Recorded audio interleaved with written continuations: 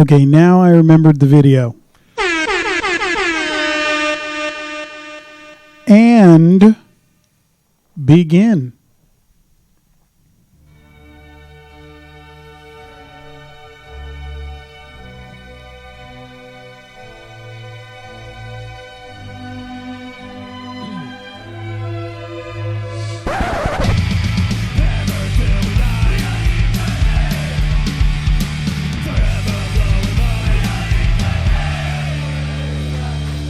Hello, everybody out in podcast land and on American Hammers TV. We are once again the Columbus E13 Special Relegation Edition. Oh, you're just fucking fantastic. I gotta have something to come out for this.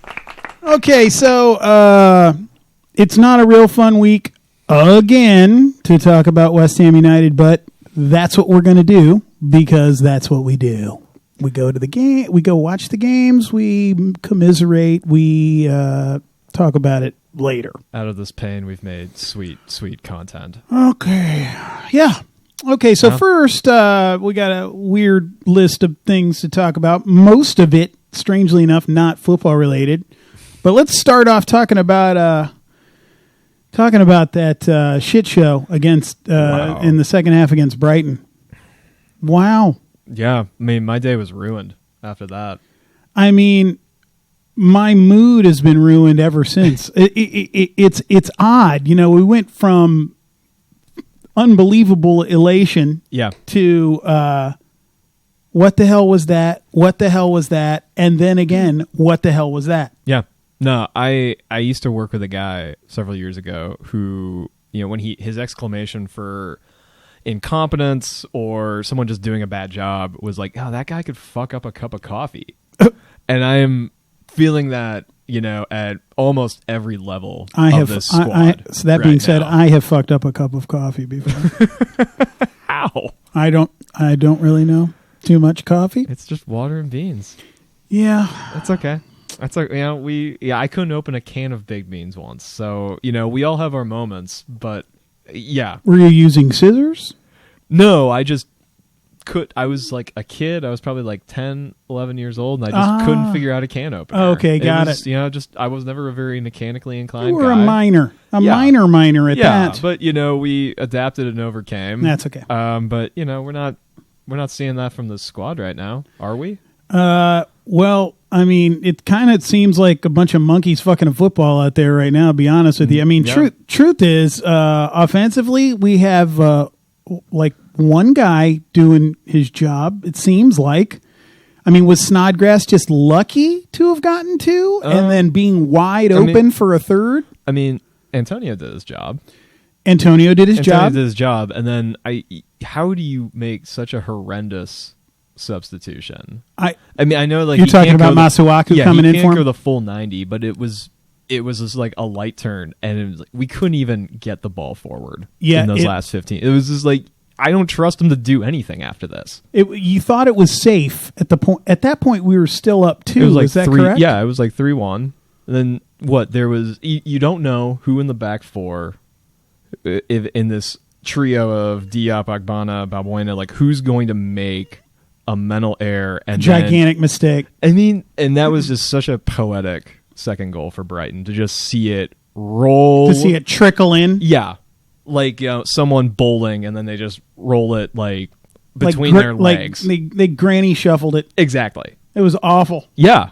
That it was, watching a train wreck in slow motion. And, you know, even after the Agbana own goal, not his fault, not Fab's fault, nobody's fucking fault, really. I was like, okay, we're okay. Even after that trickled one in, I was like, oh, that's not good, but still, like, it's like, oh, they have a lead, which is like, I don't know how to feel about that, right? Because, you know, you dropped so many points from winning positions. Well, and we're not used to it. Sure enough, it happened. Like, yeah, but you're not even used to having an insurance goal, right? And not at all, not enough. And then that third goal, what's his fucking face? Glenn Murray. 36-year-old tax evading Glenn Murray. Wow, scores again.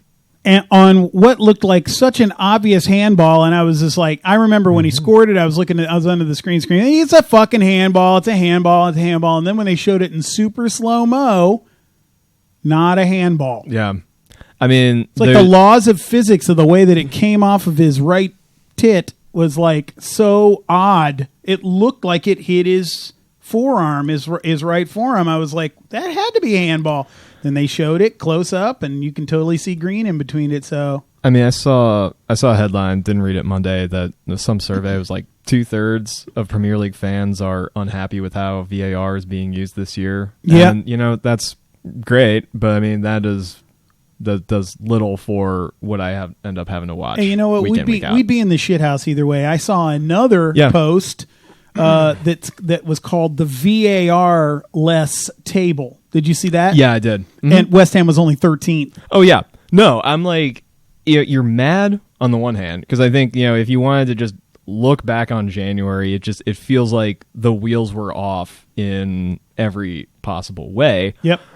But then you look at the points and you look at the table. I'm like, okay, they're at 23 right now, and they're 18th. It's like, well, this sucks, and we've surrendered a lot of things. But it's like, just looking back on this month in general, I'm like, what would I reasonably expect? You mean because of the fixtures that we're in? Yeah, I mean, okay, so you have the win New Year's Day, and then like you look at the rest of this calendar and how the results played out. I'm like, okay, realistically, I might have hoped to be at 28 points. So not even 2 wins. And where would that put us in the table as 28 points? I mean, not in 18th, but not much better. Right. I mean, it's been enough of borrowed time and bargaining. It's just depressing because this is the one we had to win. Oh yeah. Everybody knew. I mean, everybody knew this and Everton are like, can they go out and win this game? Can they do it? And they can't. Apparently they can't. Unbelievable. Because I mean, with Man City on Sunday and Liverpool the week after that, I mean, there's not a whole lot of chance of taking that points out of those two. I did see a different post about what did it say? It said that in the last that they needed to get 15 points out of our last 13 games, or is it 14 games left? 13 or 14. And basically that they were looking at that there were 7 games that we could likely take points from that were left. I wish I had the article in front of me, but I was just sitting there going, wow, you're being pretty fucking optimistic. When we can't beat... I mean, the other thing that's weird is why do we have such a trouble with Brighton? Ever since they came back in the league like 2 years ago, people were like, oh, yeah, Brighton. And they don't do super fantastically well on the table. But we can't... They're like stuck in our craw. We can't seem to get past these guys. Is it just because of Murray? No. I mean, the dude's like Father Time out there. No. I mean, they show up to play. That's true. They show up to play a full 90 minutes. It's disheartening. So there's all kinds of strange things going on, but truth is, least of all right now is the terrible form of the team. I mean, yeah, it is overwhelming right now because there is just, in my opinion, too much West Ham coverage. Right. I think I think Jurgen Klopp really had it right. There's too much football is bad for you. It's it's bad for your relationships and your well-being. And he said that? Oh yeah, he said that over the festive period when everybody complains. But I think that rings true, and that's kind of funny, actually. Oh, absolutely, absolutely. I mean, that you just wake up to another piece of bad news every day, and none of it is about the squad. It is all about the fans, the board, just anything that is off the pitch. Yeah. Well, all of the GSB out stuff that you see all over social media is making such a splash. And, with the protest that they had a couple weeks ago, and then with the form of the team continuing to be bad, even in games that we should show up for, and even though they're pretty adamant about, sack the board but support the team kind of thing. Yeah, I mean, I feel like that line, that school of thought is just getting increasingly blurred. It's. I mean, you're like, oh yeah, I want to support the players, and I think we had as I think like over here anyway, had the right attitude at Right. the beginning of the month. It's like we're having some cautious optimism, you know, Right. like let's see how the transfer window goes. Let's see how new manager goes. And they have just not delivered. Well, I'm not going to go into a long diatribe. That's why I soapboxed it last week when we were talking about how I personally felt, and like even though we're so far away and we really don't know the pain of like what local Hammers fans are going through, that I had gotten a clearer picture, and at this point more than any other time, I empathized with their position and agreed with the board being out. I still don't see how you could make it happen, but they are literally just a Hansel and Gretel breadcrumb trail of broken promises. It's pretty bad. I mean, what do we have on this? Fan bands, Sky Sports. I mean, every day it's like the Sun or the Daily Mail or like one of these tabloids has a new like bombshell story about the ownership group every day. Right. So I'm sure you saw the video of the guy with the holding the flag. Yeah. That obviously smuggled in his GSB out shirt underneath a zipped up jacket and then unzipped it as he was walking around the field holding, one of the big banners with the old logos. Yeah. So you were telling me, that guy. Yeah. You were telling me he has been banned now? He has been banned for the rest of the season. Cannot go to a home or away game. Wow. He's a season ticket holder. Cameron Robeson. Man, that is messed up. For expressing your opinion? He received a letter saying your display of provocative messaging was deliberately intended to incite the crowd. Well, it incited some of them. Yeah, I think this ownership group has always taken a hard line on, any sort of... They're pretty fragile. They're a lot more fragile than I thought that they were. Yeah, I mean, these guys are competing with the Trump White House for who has the thinnest skin now. Right. Well, we know too well how thin his skin is. Yeah, no, it's like... State of the Union is tonight. We'll see, like they're taking bets on whether or not he's going to mention the impeachment thing at all, which he totally shouldn't because he's going to be acquitted tomorrow. But either way, let's not... I don't like to talk about politics. Although but all the same, it is the best show on TV. As far as public figures with, just total lack of regard for anything around them. I mean, they're getting up there. Yeah, but then they don't make the mistake, it seems, of going out and making public statements about how that further illustrates how thin their skin is. Well, except for maybe Karen Brady. Well, I mean, Karen Brady just being a mouthpiece and doing these Sun columns. I haven't read those, but David Gold liking tweets that call supporters morons. Yeah, that's not good. Yeah, this is he's taking a break from talking about his garden, talking about. It makes me wonder whether he actually read the tweet in full, or is real. Like, does he really think that the fan base is morons? I mean, I have a hard time really. I mean, he's very believing that. Because, that throws his credibility right out the window. I mean, he's very steadfast in defending the stadium move, right? As they all are, right? I mean, I don't know if this was associated with that, but if he's just getting muddled with that. But it's also like, dudes, and I don't want to be an ageist here. Mm-hmm. Dude's 82, 83 years old. Is he really? Oh yeah, dude's. Is Sullivan that old? No, he's a little 70 something. Yeah. So Gold's older. Gold's older by like 10, 12 years. Right. Okay, well, I didn't know that. I kind of don't think it matters, but no. So what was the Sky Sports thing that happened? Now you were trying to explain that before we started recording. I'm not even sure that I fully understand. I mean, I watched the apology. Yeah, I know that there was the original segment. I mean, there was the press coverage leading up to Sullivan and Gold buying the club 10 years ago. Okay. A couple weeks ago. And then it was just like a 10-year retrospective. And as you read everywhere lately, it's just, West Ham is a club in decline. This is a club that has no direction. They've just 10 years in decline. Yes, blah, been blah, blah, blah. tanking, financial, like all and this I stuff. Saw and something, it links back to their ownership of Birmingham. Right. And that was the part of it that I saw that I kind of didn't understand, because it seemed like they were apologizing for some statement that they made no investment in the stadium when they were at Birmingham. So something about that was what they must have said the first time. Yeah. I didn't. Again, I mean, they got involved in the original thing. So right. I mean, basically, it was like they got involved in stadium politics back then. Right. Too. They were unsuccessful. Like at that 10, time. 12 years ago, however long ago that was. Basically trying to get a new stadium. Yeah. Yeah. But I mean, all told, it's, they do this statement. They threaten legal action against Sky, and then they have to, on air the next Sunday, deliver an apology to the club, to its ownership, which is just unprecedented. I mean, I'm sure it's happened before, but it's definitely a bad look. Yeah. On top of everything else that you keep doing to inflict wounds on yourself. Now, do you lately. think that Sky actually just made the apology because they threatened legal action?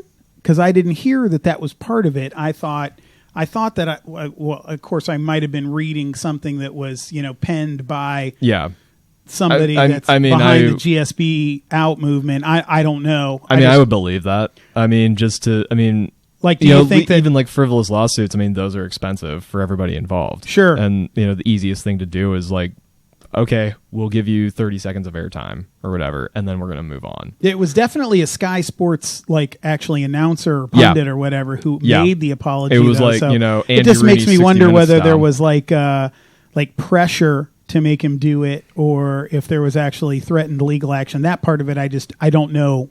I don't know what happened there. So how about either way, either way, it kind of doesn't matter. But it's just more bullshit about our club that has nothing to do with football. So it's just it's terrible. Now, I know that they are planning to try to move ahead with the seats closer to the pitch on the two ends of the pitch, the two long ends of the oval, for next year. Yeah. At least I saw something about that they were officially, and I'm making air quotes that nobody can see unless you're watching on YouTube, officially we're going to submit the paperwork or the plans to be able to do so. And the seats are going to be uncovered, which nobody seems to give a shit about. Yeah. I wouldn't care. We sit in Columbus Crew or Map Fire Stadium for the Columbus Crew games, and there's no roof there, so who cares? You get wet, you get wet. But either way, it seems like very little. Like, you ain't doing much. No, but you see these little crumbs of, or whatever, nuggets of, here's the positive things we're doing. Yep. I think you could trace that all the way back to, in the aftermath of the protests in the 2018 spring, and just being like, okay, we're going to get you a new manager, and like, here's a director of football, here's this like veneer of professionalism. It seemed like a good idea at the time. Seemed like a good idea at the time. Sure. Yeah. And it was different from how we were doing things. Yeah, but then it didn't go as well as you would have hoped, and then you get this claret carpet, and then maybe it feels like home, and now we're going to go to, here's some new seats that are closer to the pitch. And it's just, they do one step forward with this, but there's already they're already 5 steps backward. Yeah, there's so much stuff going on with the stadium that people are like just unhappy with. Like on its face, and like I get their perspective. It's like, we know that these seats are far away. This is like impacting the game match day experience, and we're going to do something about it. It's hard to have any positive impact when you're just like approaching everything with just cynicism and mistrust, and it's just like, what are you going to do next? I tell you, one of the things, and I can't remember if when I was soapboxing last week that I talked about this or not, but and I know you haven't been to a game either at the new place or at Upton Park, but having been to games at Upton Park and then now having been to one game at London Stadium, one of the things that you really, really miss that's totally different. Like I read this long article somebody wrote about the game day experience at London Stadium. Somebody is like a lifer. Oh, yeah. Right? Yeah. And one of the things that really rung out that I noticed big time when I was there in December that I don't remember if I said anything about was, as you're walking up to the stadium, There's no vendors. There's no food stands. There's nothing football related being sold on the street. You know what I mean? And that was a major part of the game day experience at the Bull Inn. I walk up and down Green Street. There's so many food places, ethnic food places, British food places. The street was alive with people. There was vendors all over the place. There was the guy, selling his fanzine for Overland and Sea, and the Rib Man was there, and the whole place smelled like hamburgers and French this is fries. Such an English thing, though. I mean, that for us, as American sports fans, it's hard for me to really. I haven't been there. I can't conceptualize it, but who else in America gets to experience that? Okay, so look at it this way. Yeah. Look at it this way. So you've been to a Browns game, right? No. Oh, you haven't been to a Browns game? No. Oh, okay. Well, I mean, it's the Muni lot and it is like the municipal lot. Yeah. Correct. Yeah. And the weird thing is I went to Browns games when I was a kid and we didn't have the Muni lot. So there was tailgating going up and down the streets in Cleveland, but there still wasn't anything like what they had on Green Street. Nothing. Yeah. The Muni lot is kind of close, but it's really just a bunch of crazy animals, getting crazy, and it's fun. It's a lot of fun, and it helps you get hyped up for the game. But I don't know. It was weird. Even though the way that we walked into London Stadium from the Carpenter's Arms on this underpass, and then over not around from the main gate. Yeah. It seemed like I'd been to, like I said, I'd been to the stadium during games, or not during games before, but for a concert. And when Heather and I were there, we walked in through the main gate that comes in right under the video marquee, which is supposed to be wrapped all the way around the stadium and never has been. Right. But it almost felt like the back way. And I was looking, I was like, hey, I want to get a new scarf. Hey, I want to get a new t-shirt, something, blah, blah, blah, blah, blah. There was nothing, nowhere, no how. And I remember also, because I follow the Rib Man on Instagram. Yeah. I was watching how he's basically been chased off the property. He was setting up his stand in the there's a primary or secondary school that's on the other side of the stadium from the main entrance, across the road, not on stadium property, and they were allowing him to set up there, and so he got a cease and desist. That was last year. Yeah. I was like, well, you know what they should have done? What they really should have done, if they had any real measure of good intention, was that every single person that was part of that match day experience, all of those businesses up and down Green Street, every single one of them should have been given a spot on that long walk. Yeah. On that, it's almost like a dirt walkway that you walk past the aquatic center when you get past Westfield. Then people wouldn't complain about having to go through that ridiculous mall that nobody can fucking afford. Yeah. That doesn't want any West Ham fans in there anyway. You can't. You're not even allowed to stop in there and hang out. They do not want you there. So you walk through there I'm sorry, no football fans, no football fans. What if you want to? It's not home. What if you want to buy something? I'm talking about in a restaurant, a bunch of the restaurants as you exit from the shopping mall, going across the street toward the aquatic center and toward London Stadium, they have these outdoor patio areas. It's a weird kind of indoor, partially outdoor mall that has large outdoor seatings. And the very first time I saw that, I was just oh my God, the East Londoners are going to tear this place to bits. Yeah.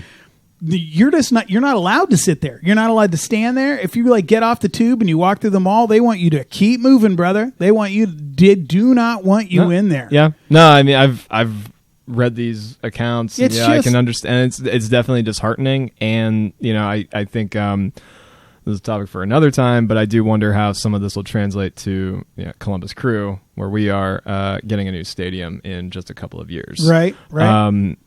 That said, you have all these memories, you have, this whole comparison. I just have my, steadfast belief that nostalgia is toxic and that we need to really cast that aside. But I'm not really being a board mouthpiece there, because you're right. If this board had some sort of, planfulness about them, then this stuff would have been there. Right. They would have had a better negotiating it. hand with the City of London. It's not West Ham specific, that kind of stuff. You know what I mean? When we went to a away game at Stamford Bridge, it was the same thing. Up and down the street there, they're selling stuff. The street is alive. All these like stadiums that are built in, like these, for here it'd be like a turn of the century baseball park, Wrigley, Fenway, like that. Yeah. But I think this does go back. It's very sterile. Yeah. At London and Stadium. I understand the whole like landlord tenant dynamic, but if this board was so intent on moving to this stadium and wanted to outbid everybody from Tottenham to Leyton Orient to become the preferred tenant, whatever, however this agreement was set up at the stadium, then why didn't they have more resources and more intention from that on their part to try to make all of these things happen that we're still like battling and fighting over 3-4 years later? Well, if you were to believe the board out people, and kind of like, why wouldn't you? Yeah. It's just because they had pound signs in their eyes. You know what I mean? They were looking at it for the money they could make. Yeah. From increasing to 35,000 seats to 60,000 plus seats, and that's it. Yeah. And I feel like we've talked about this the last like 3 or 4 shows now, just like this whole stadium issue. And I think, I'm never not going to be agnostic to the change and being like, you know what? Yeah, it's a new fucking stadium. Like I've seen this in so many different levels. But again, it's, this goes back to like board, do you want to say malice? Do you want to say just, incompetence?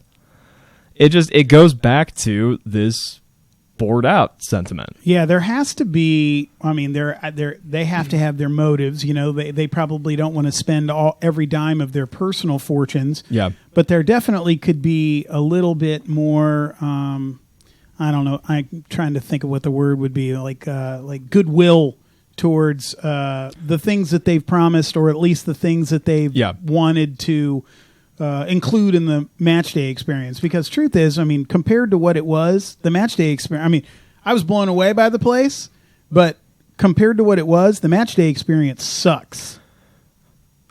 I'm gonna make an analogy real quick. Sure, go ahead. It's like it's like the Iraq War, right? You can't just invade a country and then say, here's democracy, now you figure it out. Right. I mean, this is like the same thing with this. It's like, here's West Ham, now, just accept it. Right. I mean, that has been the sentiment that I feel like we have had for the last 3-4 years. And I can, I think it's more clear than ever of why people are protesting and, why people want to start making demands. I mean, I get it. Yeah. I'm not really sure I ever thought I would get it, but I definitely understand what the arguments are, for sure. And I think in light of that, our old friend Manuel Pellegrini gave an interview. Yeah, you said that right before we started. Yeah. And I'm super interested to know. He said something about Roberto and... that's obviously... Like he blamed... He's front and center. And obviously, we were here for whatever that woefulness. Okay, tell me what it says there on your smartphone. So he said... Unfortunately, we had a major injury from Fabianski, and then the performance of Roberto was not as expected. He said this to a Chilean newspaper. That's putting it lightly. He had responsibility in several goals. The team was losing confidence, the results were denied, and the owners decided to change. He always talked about these negative streaks. He's not a very quotable manager. Right. He was always just this very, Emperor Palpatine. Like, I mean, that it's totally apt. But then he said, there he is. Sorry, go ahead. But then he goes on to say, so the players lose confidence, and you, as a coach, must find the solution. You don't find it, and sometimes the board don't have patience. And then it has happened to Mourinho, Pochettino, Emery. What happens is that it never happened to me. The sacking hurt me. It is the first time in 20 years that I did not finish the season. In all clubs, the season was over. And then, even at Real Madrid, he'd lost the plot completely. Like there was no way back for the guy.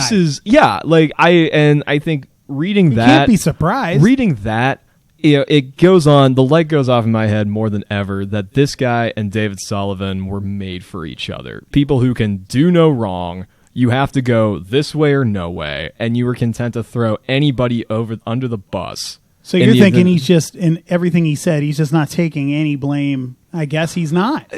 We watched it. Right. We watched the same fucking system not work week in, week out. We thought that fucking Albion Ajeti up there on his own when he is still not proven himself. I don't even know if he's like a championship quality player. Honestly, I don't think so. But I mean, it was Moisey played him for a full 90 like 3 games ago. Still didn't do shit. I mean, it's just like anything that was in the service of this formation. Right. And it's like, well, if we're losing and we get into this bad streak, then people just aren't buying into it. Right. Well, at least nobody has the coronavirus. Yeah. Yeah, but would we have... Thank God, because they kept Arnie in China. I was like, would we have risked it to have Arnie back? Nah, fuck that guy. Yeah. He broke my fucking heart. I mean, it's just, and that's just, I think that just further twisted the knife on January. Was to hear that him and Payet were linked with moves back, and it's just like, how much... I think it was just rumor anyway. I think it is just rumor, but the fact that, it blew up the news cycle even for like a couple of hours, it's like, how much fucking deja vu do we have to relive from the last 5-6 years? Payet's turned into kind of a wet noodle where he's playing anyway. His form has never been the same since his good year and a half at West Ham United. You know what I mean? And it's just not been the same. Like I know he's had ankle. Guy. He's had ankle issues. I mean, okay, I didn't know he had injuries, but I just thought he just like turned into suck. I mean, I don't remember. I mean, I couldn't tell you what he did at Marseille. After he left in 2017, I know he was in contention to be on the World Cup winning France squad. Oh. And then he had, I think it was like his ankle or he had some sort of leg issue and that kept him out of the squad for the whole cup. Okay. But I think after that and then combined with, he's now 32, 33. I mean, he was basically Mark Noble's age when he came to the squad and, it's catching up to him. So in other transfer news, I know we didn't write it in the list, but I was just reminded that I believe Winston Reed is on his way to Nashville. Yes, what I saw. Uh-huh. And he turned down offers from 2 other MLS sides. Oh. And the thing that really bugs me is that the guy is healthy again. He has been a badass for the club in the past. And he couldn't get any first-team playing time. None. Did he even come off the bench? Yeah, it is questionable, especially in light of how many mistakes. I mean, it's like a quintessential center back. That's somewhere we got like, and we're like, I can understand the risk. Hold up, like people are the balls are just going through people back there. I mean, but at the same time, it's like everyone knows that he hasn't played in 18 months. True. Well, kind of. I mean, he hasn't played for West Ham. He's played for New Zealand. He's played for New Zealand, right? He's been playing with the under-23s. He hasn't played with the first team. Yeah, I mean, it is sort of maddening that for every fuck up that we have seen on this back line, that he is unable to get a chance. It sucks. It really does suck. Yeah, I mean, I feel like after that West Brom game, it's like. Why not? Send Balbuena out on loan. At least see what he can do the rest of the season. And he was awesome too. Like, what the fuck happened? I don't know. All right, so that's enough football talk. What about? Okay, so Hammers United. Our buddies. Our buddies behind the GSB Out movement have made a declaration that they are upping the ante for upcoming protests. Yeah. I mean, timely. And I knew about the one on the 29th, which is obviously going to be bigger than the one that they had already. And the one that they had already was 2,000-3,000 people, where they expected a couple hundred people. Yeah. The one on the 29th before Southampton is going to be huge, is going to make news. It's already making news. Yeah. And so now you were saying that they're going to do something. They have a prelude to this for February 24th when they're at Anfield. Okay. I mean, what's the balloons you said? So when they walk out into the pitch, the away end will be letting go black balloons. Okay. is somebody going to have a helium tank? Or I'm just wondering if Anfield's going to let them bring them in. I mean, that's for them to decide, I guess. Okay. I know I will be airborne en route from Los Angeles to Columbus at that time. So Sully will be like, listen, you fucking Liverpoolians. I'm going to don't let them in with those damn balloons. Is that what they sound like in the North? That's exactly what Sullivan sounds like. No. That'd be pretty wild. I mean, you're not gonna be. We'll be watching on television. Yeah. So. No, this is gonna be like a game time decision. Like, do I want to buy in-flight Wi-Fi? Are you literally gonna? Well, you know what? First of all, in-flight Wi-Fi sucks. You can't. See, there's a reason I've never done it. Yeah, don't do it. Yeah. Okay. You can't stream anything. Okay. I mean, it's totally not worth it. I mean, the last time I was on a flight and a football game of consequence happened that I missed, it was in 2017, and it was when the U.S. failed to qualify for the World Cup. So you're literally going to be in the air. Yes. While that game is taking place. I will place. land here in Columbus probably shortly after the game concludes. Damn. Okay. Yeah. So what happened when you missed the game before? Did you try to stream it? You said you tried it. You were the last time this happened, and you were trying. Were you trying to stream? Oh no, the last time I had a flight, I was just like, oh hey, like this game is on. I mean, it was a lot more momentous than this game, in all honesty. But like you get off the plane, and like you immediately like, what's the first thing you do? You go on Twitter, you go on Facebook, you go on ESPN, like you read like everybody's shit show reaction. And I mean, like, what did I just miss? The main reason for wanting to watch it at all is to like find out if the protest goes off. You know what I'm saying? I mean, obviously, look, it's Liverpool. We did an okay job against Liverpool last Wednesday. It was okay. I mean, for, the strongest team ever assembled, yeah, they did okay. Yeah. It was respectable. You know what I mean? Who knows if all of a sudden Holler gets a hot bicycle kick happening. You never know. You never know. I actually think it's actually more likely that we end up pulling something out of our ass against Man City this weekend.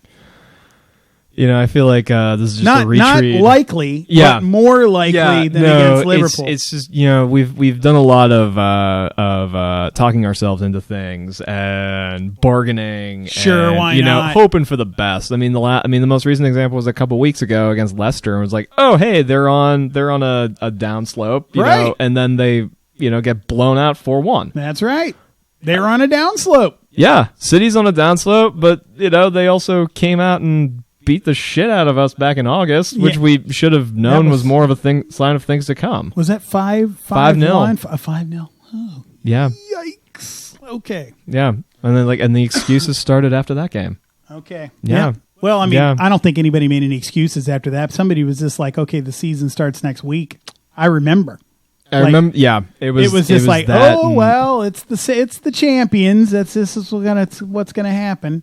But it was kind of like you knew automatically, just like as the season goes on, to expect less. I'm not sure we expected this much less, but like I've said before, I was talking to my buddy Thomas, the guy from West Ham Experience, on Instagram, because he was drinking heavily at that Brighton game, and he didn't have a group that day. He didn't have a tour group, but one of his buddies was it was his birthday that week.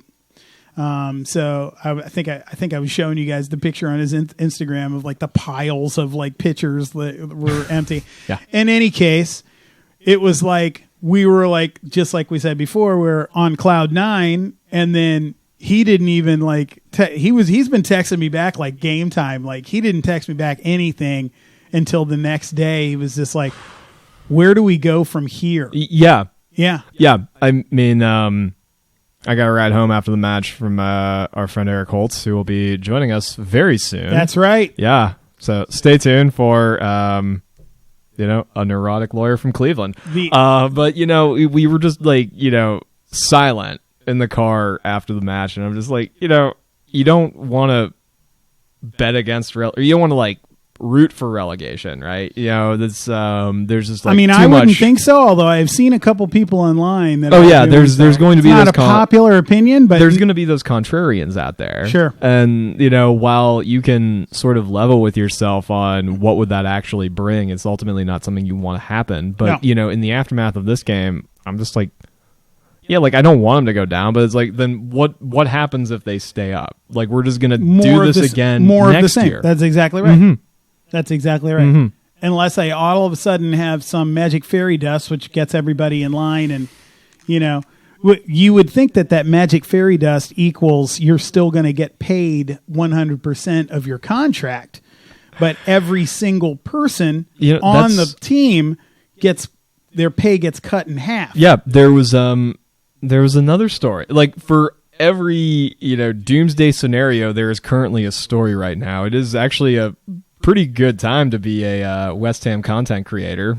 Sure. For better or worse, right? Because the best content comes out of the shit house. Yeah, and this is I keep saying it's like Brown's level incompetence, but yeah, there's this another article about this today. I'm like, this bombshell, which I don't think was a bombshell. Like, everyone kind of expected, your wages get cut if you get relegated, and there's like, there's fears of a mass exodus if West Ham get relegated. I'm like, okay. You're still under contract. You signed the contract. I mean, it's like, like you guys can like force moves away from the club or put in transfer requests. True.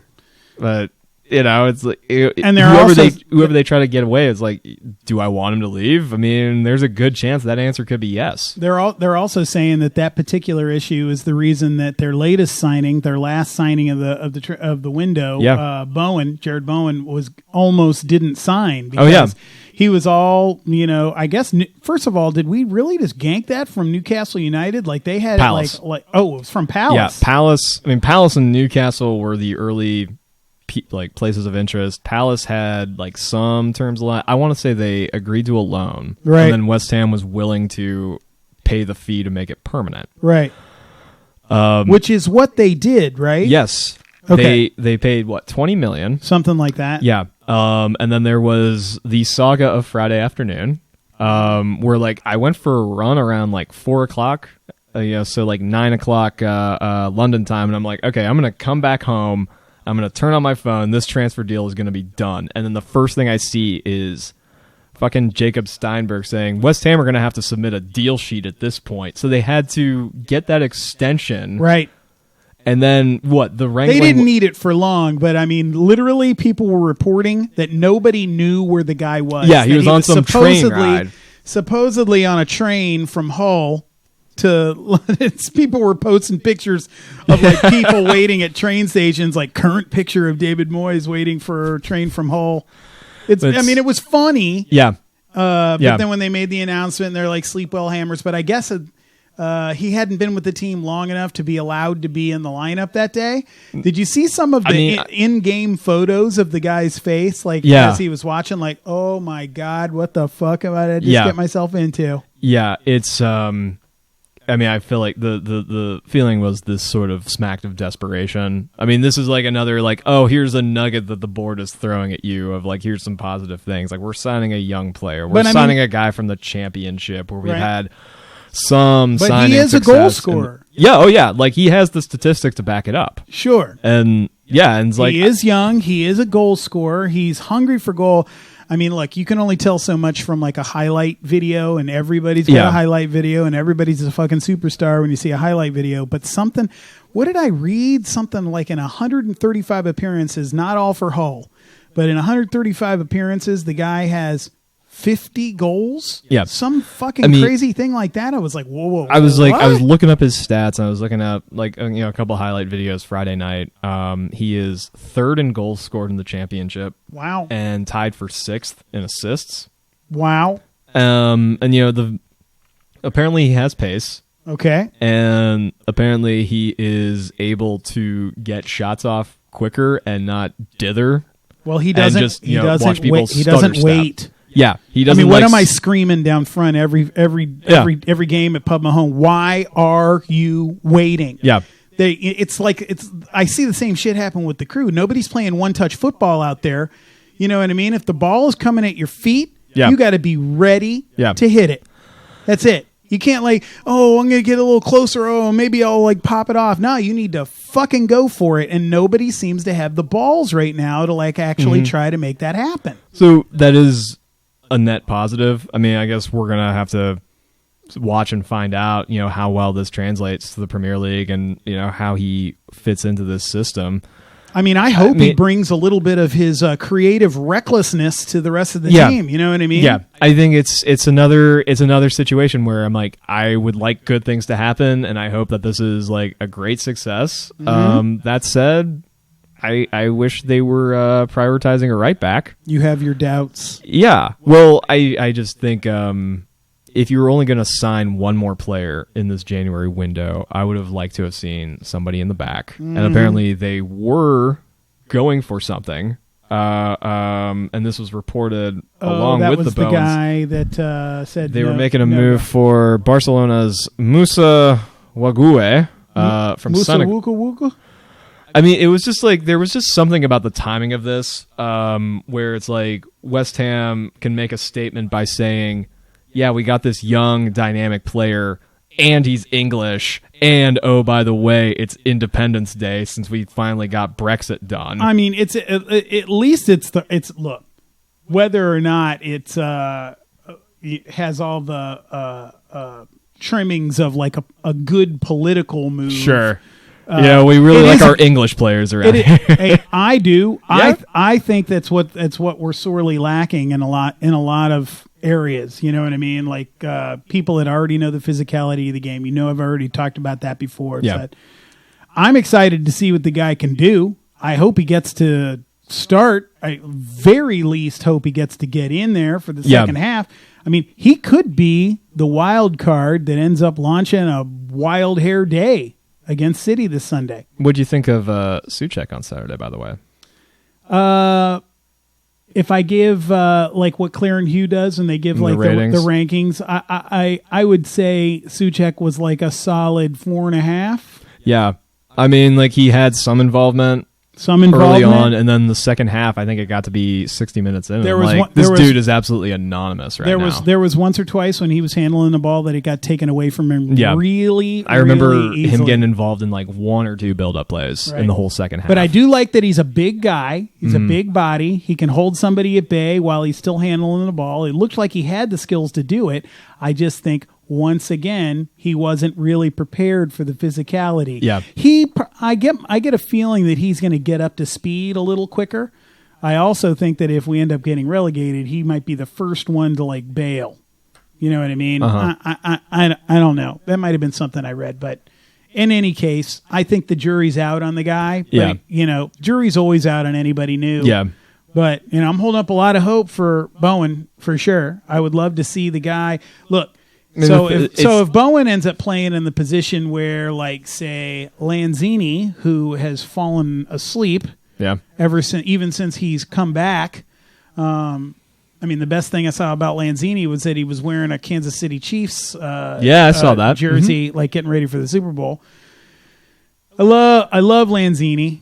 I just loved the old Lanzini a whole hell of a lot better. He was creative, he was quick, he was decisive, and he didn't hesitate. And all of those things seem to have withered away a bit. It's not like, you know, we all, I feel like, you know, right now we yearn for the boys of 15, as it were. Indeed. You know, and that was good football. And, I was just... Winston Reed included. Yeah. Winston Reed, James Collins. Oh, yeah. Czech Kuyate was productive at that time. Yep. I mean, there was a lot of good things. This was just like a really straight thought, but you know how like the club, like their PR will continue to tout on this day. Like I see a lot of Carlton Cole and Dimitri Payet playoffs. Okay. Goals like a West Ham on this day kind of history thing? Like on this day, or like, do you remember this? And like, it was very. I remember thinking it bizarre, like around December or January, like, why are we, suddenly like okay with Payet again? And I'm like, this has to fuck with somebody from that squad that's still around. Someone like Lanzini, who was really young and had like this breakout season and was involved in a lot of build-up play, was a really effective number 10. And it's like, you don't even remember that, even though he's right there. And right. Like, he is still here for this club. I'm like, I don't know. I don't know if there's like any sort of factor in like his loss of form or like a loss of confidence. But I do think, once again, it's how this club is run and what sort of image they project, that you are going to amplify a guy that just went on strike over guys from that same squad that are still here. I like that. Yeah. Mark's up on the soapbox today a little bit. Thank you. All right, well, with that, I hate to cut things short, but I mean, we've already been yapping for almost an hour, so I think we should cut it out. I think we're good. We got a lot of stuff to get ready for a big game against the champs.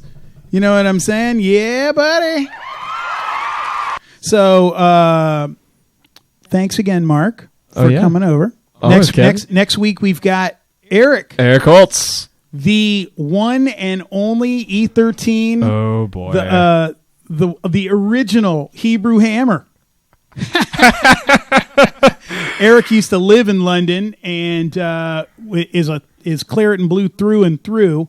And when he's not suing people, that's always our joke because he's a lawyer. He's even when he shows up to the games, even when he's not working, he's like suit and tie. He told me he took off work for this match. For the Man City game? Or for the Brighton match on Saturday. He probably did. And he still showed up. I didn't see him on the phone like half the time. No. Cat's usually standing in a corner wherever he can plug in the phone. So, but he is awesome, and he's super opinionated, so get ready. Yep. He's going to be with us here next Tuesday night, and he's going to drop a little knowledge on us for sure. Looking forward to it. All right. Should we time for 2 predictions real quick? Okay, go ahead. All right. So we'll do Man City and then finishing the league. Well, we got to continue with our predictions on the relegation. Yeah. So Man City and then relegation. Yeah. So during February. I mean, like I'm not up on this match. I mean, it's hard to be up on anything match day related lately. We're almost always wrong though. That's good. Yeah. Yeah. No. What, that Everton draw was the first time I had it right ever. And we both got it. That's right. That's right. The first time we ever matched, and the first time we ever got it right. Unfortunately, I'm thinking 3-1 City. 3-1 City.